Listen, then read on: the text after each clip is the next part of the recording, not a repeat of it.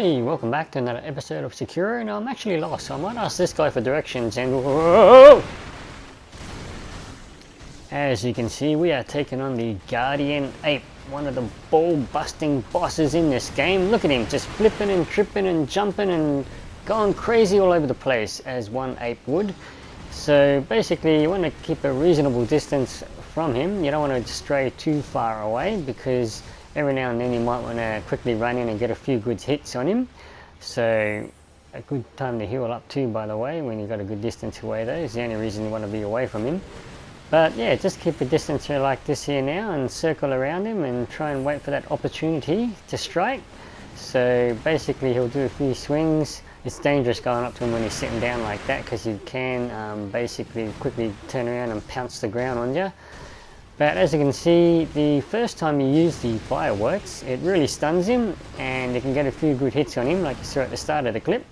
And the second time, anytime after the first time, it really still stuns him, but you'll see that he starts standing up in the air tall and tries to land on you, but just strafe around to the back of him. As soon as he lands in, they can whack on him. So as you can see, he just did a maneuver there where he jumps up in the air and throws his poo-poo at you. So one way to dodge that is to quickly run towards him. So that's why you don't want to keep a far away distance. So as soon as you see reach behind his behind, just charge in, he'll jump up in the air. Just keep pushing forward. As long as you've got the lock on him, you'll face the right direction and get a good few hits on him. So what we're going to try and do here now is just try and bait him to either pulling out some more poops, or when he tries to do a big dive at you. And that's another reason to go in and like that. See, now we'll quickly run in and do a few good hits, and there we go. So that's another pattern you can try and follow. And when he's like that on the ground, you can get a few good whacks on him when he's just about to get up as well, and then just duck away. Don't try and get too greedy, because he'll get a good hit on you. So yeah, this guy is just crazy. So yeah, now we just strafe around him in circles, keep a good distance, about this distance. You don't want to be too far, because you can run in and quickly hit him when he does that move, when he dives into the ground. If you're too far away, you'll miss that opportunity. So yeah, just a few things to look out for is when he dives like that, run in and get a few hits on him, so don't be too far away from him. Stunned him here, so we'll get a few good more hits on him. And another thing he'll do is when he reaches behind his behind, then you can basically just charge forward, holding down run. As long as you've got the lock on him, just keep holding forward and it'll just turn the camera around and you'll be right behind him. And you can get a few good whacks in on him as well. So just be careful sometimes when he's landing and he's sitting down in a seated position. It's a bit risky, that one, because sometimes he'll just pounce up and start pounding the ground with his fists if you come up behind him. Here we go, the poop maneuver. And we're just going to get a few little free hits on him when he lands. So yeah, when he does that poop maneuver, or rolling on the ground like this, is another thing you can watch out for. Just about when he's about to get up, you can get a few more good free hits on him. So yeah, when he's rolling around on the ground, just head towards his head, and when he's about to get up, get a few free hits. And this little poop maneuver, when he puts his hand behind his behind, just charge on in, keep holding forward, and you'll strafe around behind him if the camera locks on, and get a few good hits there.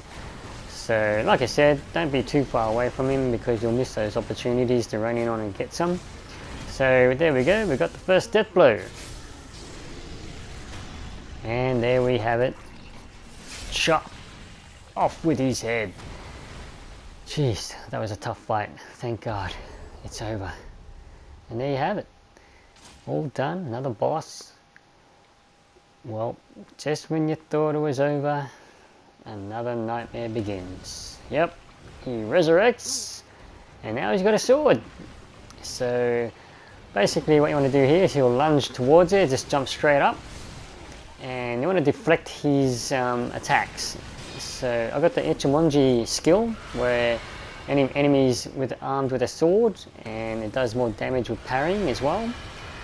So you want to stay away when he does that girly scream, because it's gonna basically kill you instantly if you're really close. You can tell he's about to do that when you see blood squirting out of his neck. So again, the tactic for the second round is to lunge towards you, jump up like that, and you want to deflect his move like that. When his arm comes across his body, then start deflecting. And then when you deflect, he'll do that high reach like that and deflect that one, and that's when you can use the spear and pull out his little centipede friend and that does a lot of poise damage, as you just saw there. Okay, so again, jump up when he lunges at you, and just do it. Oh, see the blood splurt out? Just run back when you see that. That's when he's going to do his girly scream. And again, he'll try and lunge at you sometimes. And oh, there we go. That's the move where he pats his arm across his chest. That's where you want to deflect those. So you do those deflects, and he'll reach up in the sky, and that's when you can do the last deflect to do the spear maneuver. So again, stay away from that. As you can see, it does quite a lot of damage, especially if you don't get out of the way. It will kill you in one hit. So he'll do the deflecting here, deflect here, and deflect. See, he'll reach up, and that's the one you want to deflect.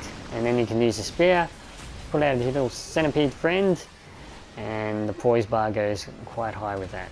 So he'll lunge, jump up, wait for an opportunity to deflect. So jump. Okay, come on buddy. Oh, he's going to do his scream. See the blood squirt out? That's when you want to jump way back. So again, when he does lunge at you, jump straight up and get some deflects in to bring his poise bar up. Deflect, deflect him. And when he reaches up in the sky like that, that's the deflect we want. That'll make him come down again, and we use the spear again on him.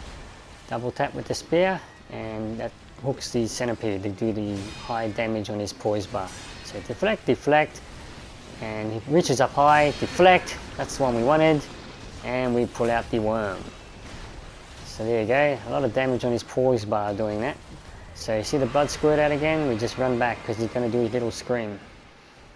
Now I currently have an attack power of 6 and a vitality of 16. Now make sure you get these deflects in, because that's the only way that'll cause him to reach up like that to do the spear maneuver that we want to use to get the centipede out, to do that high posture damage.